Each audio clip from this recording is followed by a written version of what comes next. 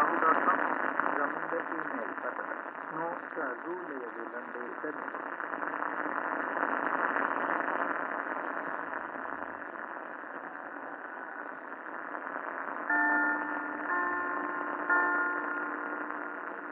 د تهران راډیو مینوالو په ایران کې د سهار 7 بجې شوې، نو وخت شئ د دې مهال خبرونه.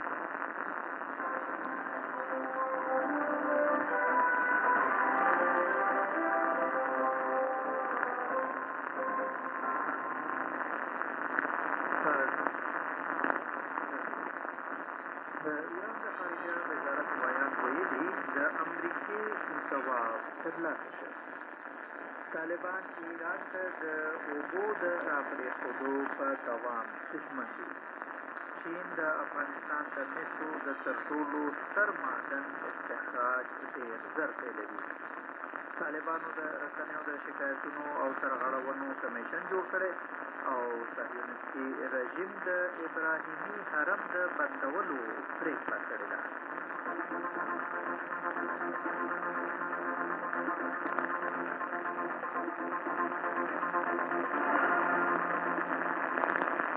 اوس هم د خبرونو تفصیل ته ورشئ.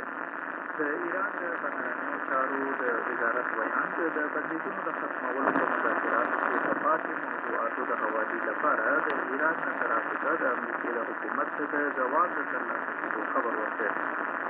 د ایران وزارت ویاندوی ناصر کنعاني شافي پرون د خبرو اترو د اروپایي غږملونکي له لارې د بندیزونو د ختمولو په مذاکراتو کې د پاتې موضوعاتو د حوالې لپاره د ایران د اسلامي جمهوریت